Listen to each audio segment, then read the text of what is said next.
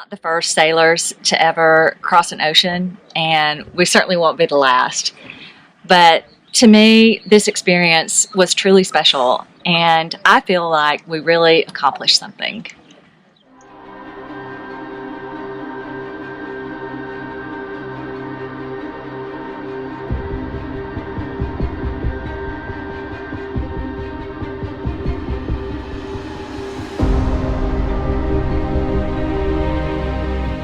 In this episode, we take you on a 1,690 nautical mile journey across the Atlantic Ocean from Mindelo, Sao Vicente, Cape Verde, Africa, to Cabedelo, Brazil, South America. Our original plan was to take the easy milk run route, crossing the Atlantic with the trade winds and heading due west to the Caribbean. But that's not what we did. We left the popular trade wind route and went off the beaten path. This gave us extra challenges of sailing in the doldrums, facing brutal heat and daily thunderstorms. No sailing passage is perfect. We did a lot of things right, but we also learned some valuable lessons along the way. Passage planning is always important, but it becomes even more essential the longer the passage. The longer the passage, the more vulnerable you are to weather changes and unexpected events. A weather forecast beyond 5 days is an illusion, and most likely you will not be able to escape approaching weather systems. Good weather routing is the key to long passages. In our case, the main question was where to cross the doldrums. The ITCZ, or the doldrums, are characterized by brutal heat, low wind, and furious thunderstorms. All this doesn't sound very inviting, so you want to cross them as fast as you can. The next challenge is the shape of the prevailing winds on the other side. If you cross them too far east, you'll risk staying in them for a long time. If you cross them too far west, you might see strong headwinds on the other side. We decided to head southwest first until we reached 29 degrees west, then head due south, then cross the equator at 29 or 30 degrees west, and then continue southwest to Brazil. This plan played out well for us. We had a few days with little wind, but we always had enough to keep moving. Our navigation equipment worked out well. We have a Raymarine system that worked flawlessly, and we downloaded grid data using our Iridium Go Predict Wind offshore. Our strategies worked well, and we would do it the same way again.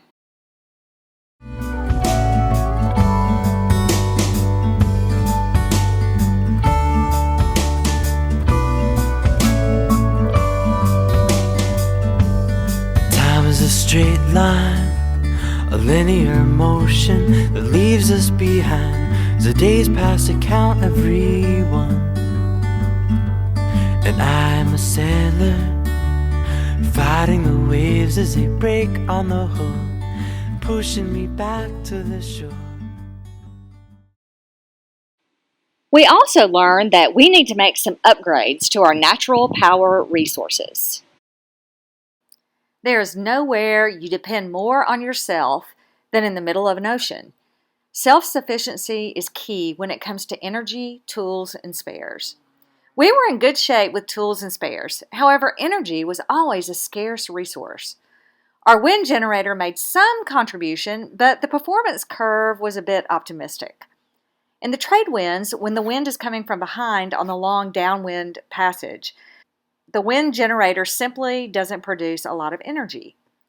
The solar panels did not meet our expectations. The position of them on the deck was often covered by the shade of the sails, so we had to operate the motor or our gasoline generator almost every day to charge the batteries. In Brazil, we plan to add at least 500 watts to our solar power system in order to become more self-sufficient.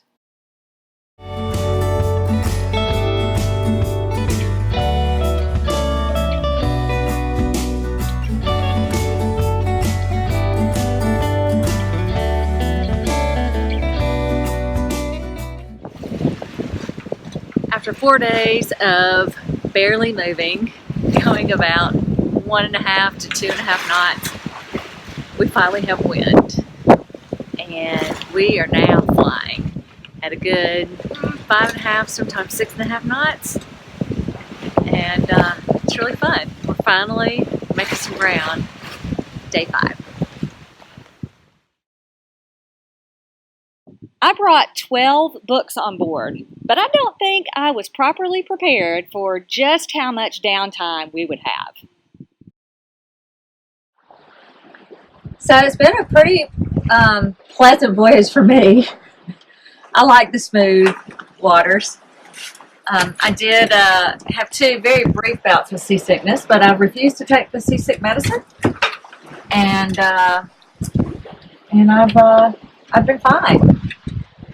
So we've mostly just been relaxing. I am on my 2nd book, almost finished with my 2nd book. So I'm hoping I have enough books on board to keep me entertained while we're out here. But it's nice. I like it. The sun's shining bright today, and the dogs seem to be enjoying it. And it's nice so far. It's taken us a little longer than we thought, but that's okay. I've read every book that I brought on board. So now the only book left for me to read is the Sailboat Maintenance Manual. So lesson learned. Next time we have a passage like this, I'll bring a few more books. All right, Captain Jack. One thing we did right was with our provisioning. We brought along almost 600 liters of water and only used about half of that. Our fresh vegetables lasted about a week, and we managed to have fresh fruit all the way to the end. We just need to learn a few more recipes.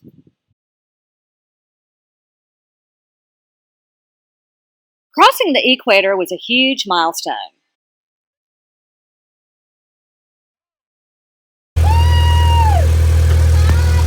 Hello, South! We are officially across the equator! The blazing heat became our biggest challenge on this passage.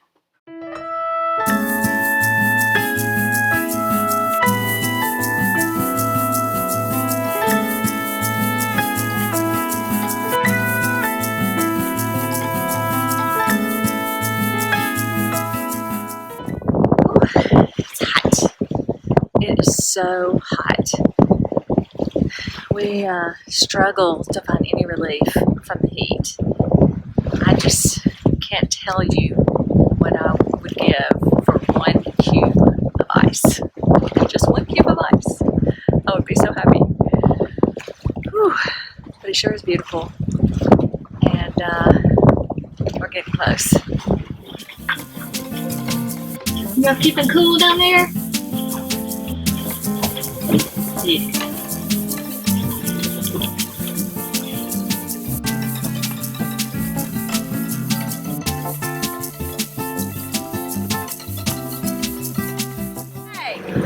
It's been 187 days since we departed from Charleston. We are now across the Atlantic. We see land after 15 straight days at sea. Hello, Brazil.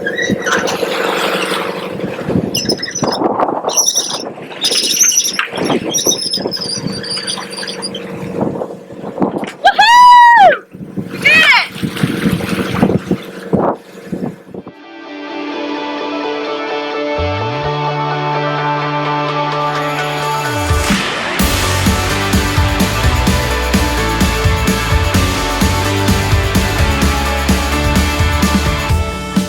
When you move, there's a freedom from your hips up to your eyes.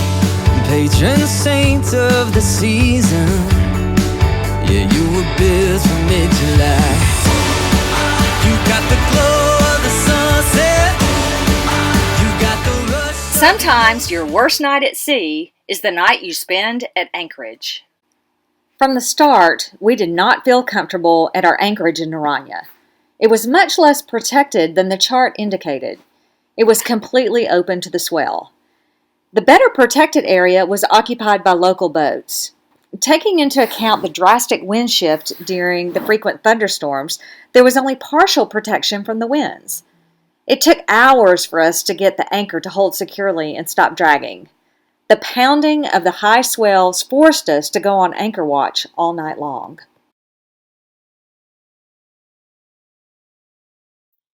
After a brutal night at Anchorage, we weighed our options of whether to stay another night or get back to sea where we could feel more safe. But first, we took a little time to enjoy the beautiful weather and scenery of this gorgeous, remote island.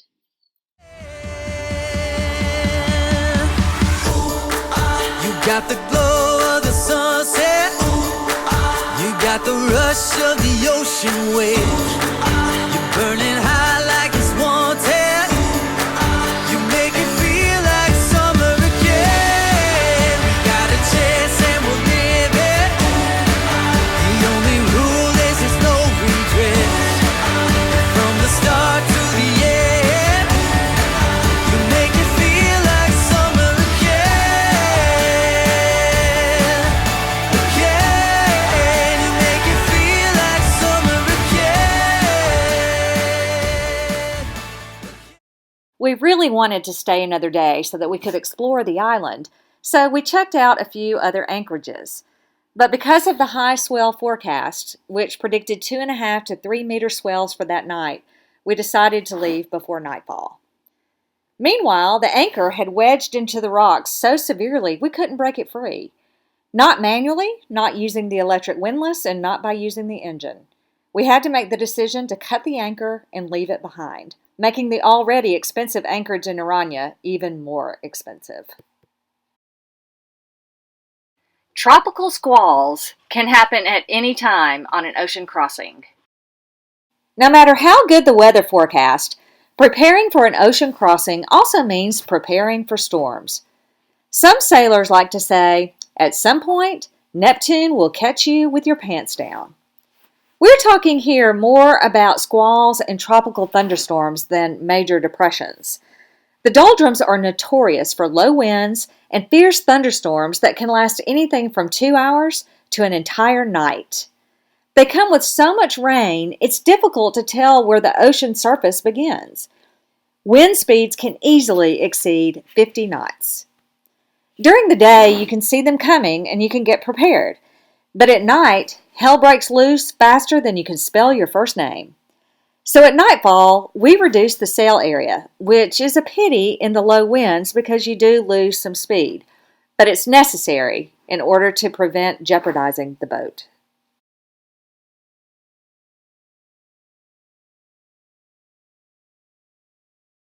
We just saw land, and we're about to be in Brazil, mainland Brazil.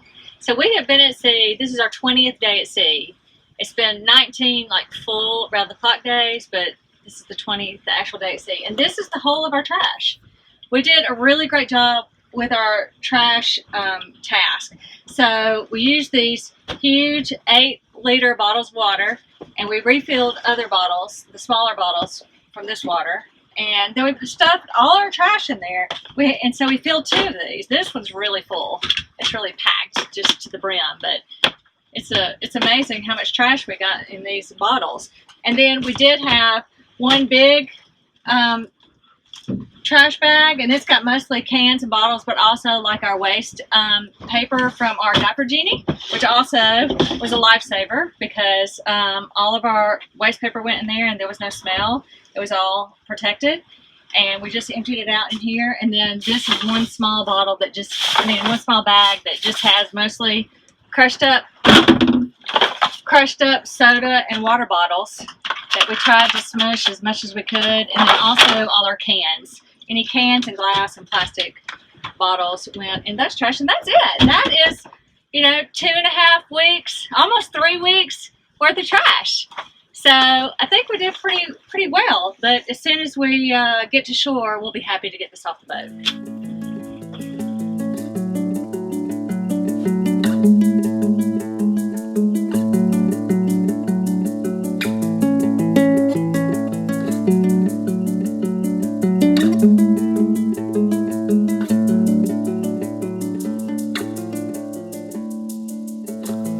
Well, I sail across 7 seas just to greet you down on my knees.